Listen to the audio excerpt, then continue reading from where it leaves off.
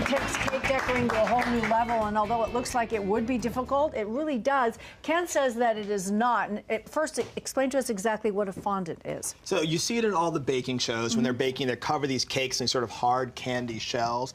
That's fondant. And real bakers have presses that make it. If you're a normal person, you can go to like Michael's and you can buy it pre-packaged. Okay, and but it we're comes not in sheets. normal. But we're not normal. Well, this Yeah. stuff's expensive. It's $10 a box. It cracks and it doesn't taste good. So we're going to forget about that. Okay, so that's the benefit of making your own. Exactly. So Okay. I did this for Coco's birthday. I had never done it before. So anybody at home, like, you can do it. I did it. You can do it.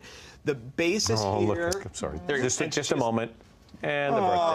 There it is. Good. Okay, and we zoom. The trick here is to use a marshmallow base. So what you're going to start with is just a bag, a 16-ounce bag of your standard mini marshmallows. Okay. Probably already have them in your cupboard. Put them in your microwave for 30 seconds at a time until they're all melted. So check it. Don't set it for a minute. It'll probably take you a minute, minute and a half. And you're going to end up with this, if you can see this. Nice and fluffy. Wonderful. So not the marshmallow cream that you would Don't buy. start Don't with do fluff. that. Okay. Start with the actual mini marshmallows. Make your own fluff. Make your own fluff. All right. Fluff from scratch. Right. Okay. And then what you're going to do is you're going to add a 1/4 cup of water, just on low here. Were you experimenting with this and came up with it yourself? Well, there are lots of recipes online, and I went for the one that was the easiest because a lot of them have glycerin and corn syrup.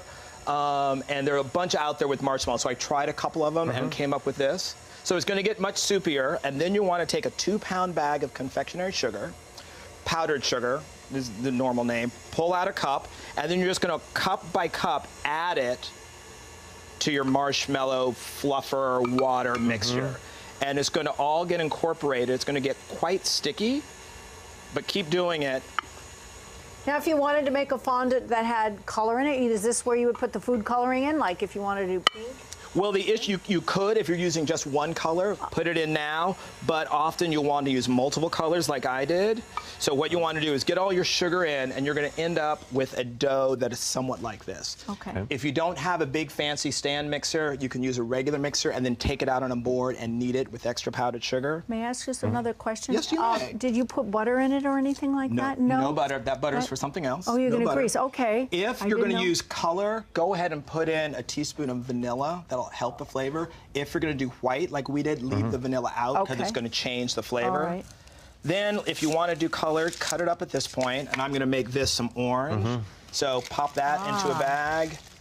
Get a little bit of food coloring. This is icing, but you can use the regular little drops. That's what I use at home. You just might have to add a little bit of extra powdered sugar because the icing stuff is so... Is that what that is on the bottom That there? is that okay. in there. And this is great to do with kids. You can just pass them this bag and then let them knead it and mush it. Sure. And so divide it up into how many ever colors you want. Ah, okay. And then what you're going to do is take all of your pieces, wrap them in saran wrap, put them in the refrigerator for overnight. Okay. Or I did it in the morning. I just let it rest for the day. You're still fine. You're going to take it out. You're going to have your big ball. It's going to be quite cold.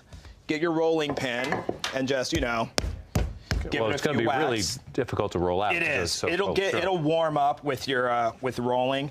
Keep adding a little bit of powdered sugar. So the extras for. If you're going to do it with your hands, put a little bit of butter on your hands to get it smooth, and you just want to get it out till you end up with a nice flat area like that. And then all you're going to do is get your cookie cutters. You want to punch out some, Christina? And I did a daisy shape, but you could really do anything. I use a little spice top or a donut hole cutter to make your circles. And then you're just going to start popping these on your cake. Oops. Look at there. Okay. And what I did here was a buttercream frosting, but you could use a packaged frosting, whatever, and it is going to stick right on here. Now, to add your dots, what you are going to want to do is take a little bit of reserved frosting and use that as your glue. As your glue to stick it on there.